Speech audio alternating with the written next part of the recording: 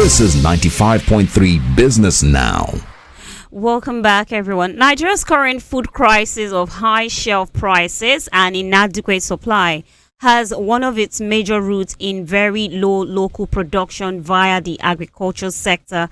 With agricultural spending by federal and state governments at one of the lowest level ever, questions are being raised about the relevance of the Bank of Agriculture, the specialized financial institution set up by the government to support agri value chain through concessionary credit. Let's turn to Paul Alaje, policy analyst and the senior economist at SPM Professionals. We thank you for connecting in on the show this Thursday, sir. We appreciate it. Thank you so very much for having me. Good morning.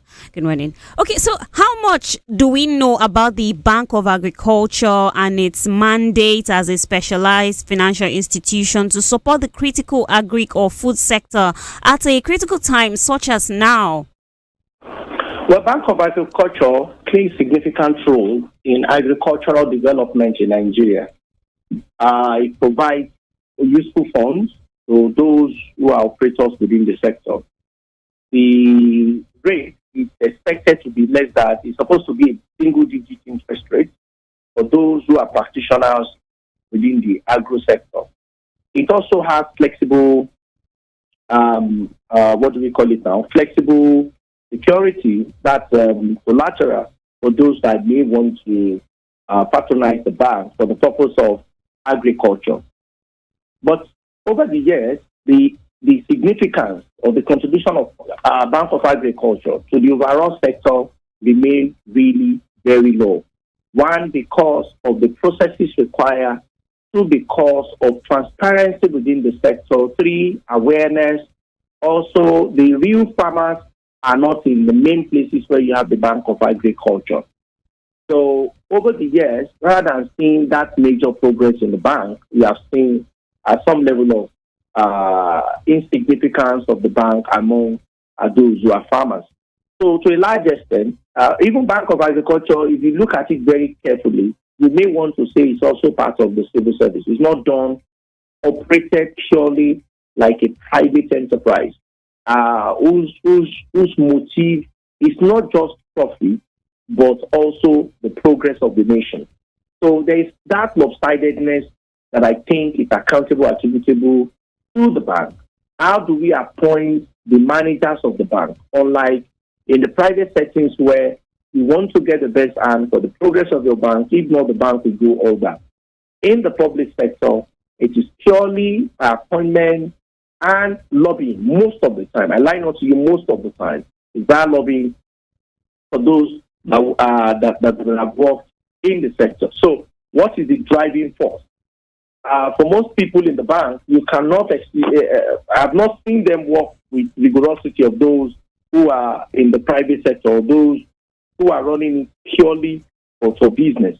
So while we cannot say Bank of Agriculture should be purely for business, it's also very important because we are at a time where the productivity of agro sector is very, very essential to us as a nation. The question is, have we been able to have that kind of productivity over the years and promote the kind of growth we expect as a nation?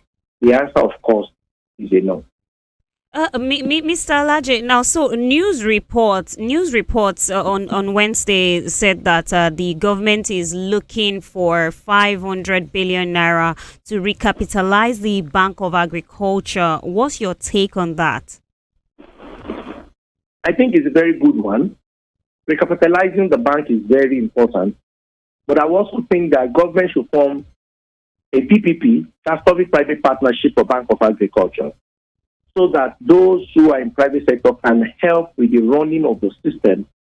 I can tell you, if that bank even remains with a single-digit interest rate, with the support and intervention of government, is really going to go a long mile in helping to reduce the impact of hunger in the land. I'm by no means saying that funding is the only problem we have. We have other problems, which of course include insecurity in most parts of our country, and also logistics challenges, that is moving output from one point to another. So I can tell you that to a large extent it's also affecting us. But how do we set up plantations, which I've spoken so much about with you and in also many other platforms all around our nation and even at the international space. And I've said that if Nigeria don't reshape our destiny by turning into a country known for plantation and manufacturing, then the future will remain bleak. Everybody will keep complaining. And I can also mention that one of the institutions that we need for us to get to that promised land or the future that we so much desire is redesigning, reorganizing, and perhaps recapitalizing the Bank of Agriculture. How could the Bank of Agriculture, be made more responsive to farmers and others in the agri value chain and beyond the federal government level now? Okay, so agriculture, Bank of Agric, I think, should have database of all the farmers in Nigeria, and I think that could be done through the Ministry of Agriculture because they work hand in hand. So I strongly believe that there should be a need analysis of what farmers need, the concern, those that can be solved within the ministry. I think those that have to do with Solution Bank of Agriculture provide. They can immediately start finding solutions to those. I also think Bank of Agriculture should be more prominent and should be more pronounced in areas where farming activity is going on. We have seen microfinance banks, even though many of them want to concentrate in the city centers of Abuja and Lagos because of high interest rates. I think Bank of Agriculture should take a detour. We can have farm settlements. I've shared this plan over and over again. Have plan settlements in different local governments. If we cannot start with 774, we can say we want to take 100 specimens of local government. As we are having them, there should be unit banks.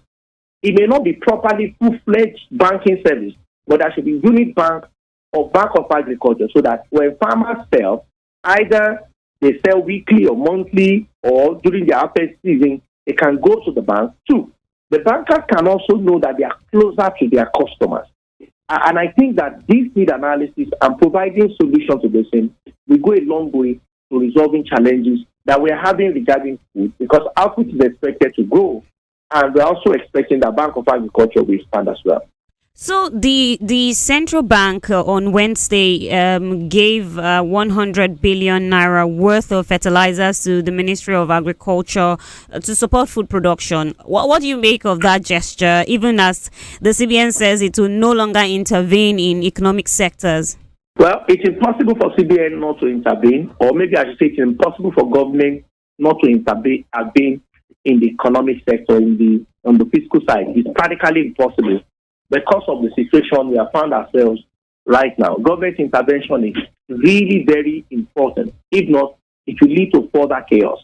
So that said, 100 billion worth of fertilizers is also a good thing, and we must say that it's a good decision that has been taken. For me, beyond central bank, we are giving you, therefore it's your thing. We don't have data. Data is everything.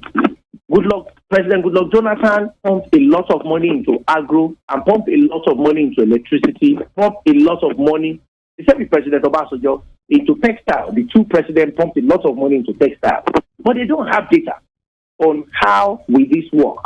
With the money spent on energy during the previous 4 administrations, no result.